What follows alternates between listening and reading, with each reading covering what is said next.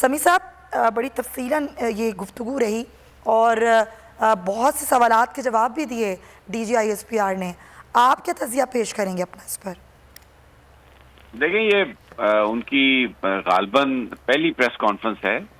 1 سال ہو گیا انہیں D G I S P R بنے جنرل شریف کو, اور ان کی آج پہلی پریس کانفرنس تھی اور یہ ریکارڈ کی گئی اور ریکارڈ کر کے چلائی گئی. یہ لائیو ٹرانسمیشن نہیں تھی.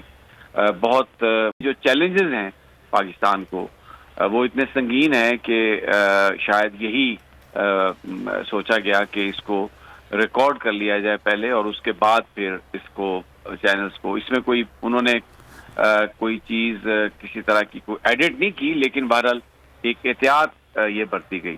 دوسرا جو بڑے اہم اس وقت ایشوز ہیں ان میں کچھ تو انٹرنیشنل ہیں, کچھ ہمارے ایکسٹرنل جو معاملات ہیں ان سے تعلق تھا, اور باقی پاکستان کی جو ڈومیسٹک پالیٹکس ہے جس میں ایک یہ چیز چل رہی ہے کہ فوج جو ہے اس کا وزن اس وقت پی ڈی ایم کے ساتھ ہے, نواز شریف کی سوچ کے ساتھ ہے, اور عمران خان کے نام پر ایک کراس لگا دیا گیا ہے. تو یہ اس تناظر میں جو سوال ہوئے تو اس میں انہوں نے جو جواب دیے ویری انٹرسٹنگ آنسر تھے.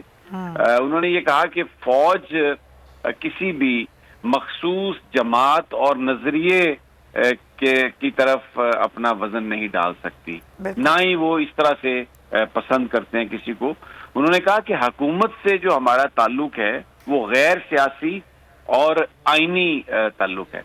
اور ایک بات انہوں نے کہی کہ جنرل جو عاصم منیر ہیں وہ دسمبر میں یعنی نومبر میں جب وہ چیف بنے تو اس وقت انہوں نے یہ کہا تھا کہ اسٹیک ہولڈرز کو اتفاق رائے پیدا کرنی چاہیے. اور تو یہ بڑا انٹرسٹنگ ہے کیونکہ دسمبر کا جو کوٹ ہے ان کا, اس کا آج ریفرنس دیا گیا. دسمبر کو گزرے بھی 4-5 مہینے ہو گئے, تو اس کا مطلب یہ ہے کہ اس وقت جو آرمی چیف نے کہا تھا ابھی تک وہ نہیں ہوا, اور ابھی تک جو اسٹیک ہولڈرز اتفاق رائے جو ہیں وہ پیدا نہیں کر سکے غالباً. اور جو تعیناتی ہے فوج کی اس کے حوالے سے انہوں نے جو پوزیشن لی ہے, انہوں نے ایک آئین کے آرٹیکل کا حوالہ دے کے کہا ہے کہ آرٹیکل 245 کے تحت ہماری جو فوج کی تعیناتی ہے سول پرپسز کے لیے وہ وفاقی حکومت کرتی ہے. تو بنیادی طور پر جو انہوں نے آج بات کی ہے اس سے ہم یہ نتیجہ اخذ کر سکتے ہیں کہ اگر فوج کی تعیناتی نہیں ہو رہی تو یہ بیسیکلی وفاقی حکومت کی ایک خواہش ہے, اور آئینی طور پر وہی اس بات کے مجاز ہیں کیونکہ فوج خود سے کسی جگہ پہ نہیں جا سکتی. اگرچہ بہت سارے قانونی ماہرین جو ہیں ان کا یہ کہنا ہے کہ الیکشن کمیشن کے پاس یہ اختیار ہے جب الیکشن ہو رہے ہوں تو وہ فوج کو طلب کر سکتی ہے, لیکن کیونکہ الیکشن کمیشن بھی اس وقت ایک پی ڈی ایم کی حکومت کے ساتھ ملا ہوا ہے, بظاہر یہی ان پر الزام ہے, تو اس لیے جو وفاقی حکومت نے کہہ دیا وہی الیکشن کمیشن کی بھی زبان ہے. تو ایک اور بڑی انٹرسٹنگ بات انہوں نے کہی ہے جو میں سمجھتا ہوں سب سے امپورٹنٹ کوٹ ہے کہ فوج کی طرف سے اگر ایک سیاسی گروپ یا مذہبی گروپ کے خلاف کارروائی کی بات کی جائے تو اس سے انتشار پیدا ہوتا ہے.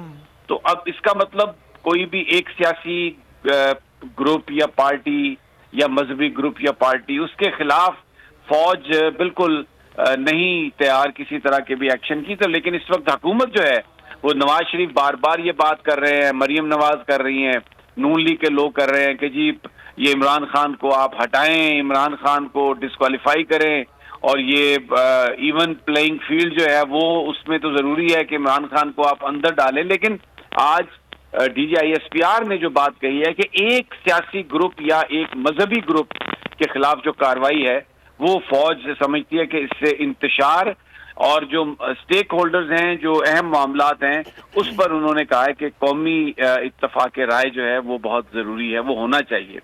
اچھا, ایک اور سوال تھا جنرل باجوہ کے حوالے سے, جنرل فیض کے کورٹ مارشل کے حوالے سے, تو اس میں انہوں نے یہ ٹرم استعمال کی کہ یہ اضطرابی سوالات ہیں اور یہ اس کی بنیاد اسپیکولیشن ہے.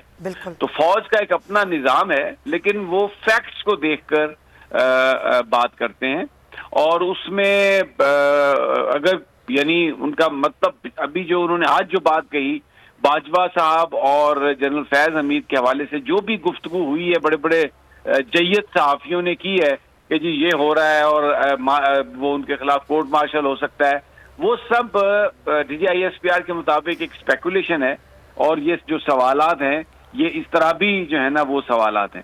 سامی صاحب، ہوائے نفس کی ہے حکمرانی، لٹیرا کر رہا ہے پاسبانی. بول نیوز کے مارکیٹنگ ہیڈ آکاش رام تاحال لاپتہ، تفتیشی ادارے جواب دینے سے قاصر. اہل خانہ پریشان، بیٹے کی جدائی میں ماں غم سے نڈھال. جو بچو ہندو پر آئے تھے جو کو پاکستانی، مجھے مہربانی کرے پنجو آکاش واپس کयो. حکومت سے بے قصور اور محب وطن بیٹے کی بازیابی کے لیے فریاد. آکاش رام کے اغوا کے خلاف اہل خانہ کی جانب سے سپریم کورٹ میں درخواست دائر. سپریم کورٹ کے چیف جسٹس عمر عطا بندیا سے آکاش رام کے اہل خانہ کی جلد سماعت کی استدعا. مشکل کی اس گھڑی میں عالمی میڈیا نے بھی اٹھائی آواز. CNN، آج تک، انڈیا ٹوڈے، ٹائمز ناؤ سمیت عالمی میڈیا نے آکاش رام کے اغوا کے خلاف دیا بول کا ساتھ. اف کیا ظلم ہے، بول انصاف کا منتظر. سبسکرائب کریں اور بیل دبائیں تاکہ کوئی خبر رہ نہ جائے.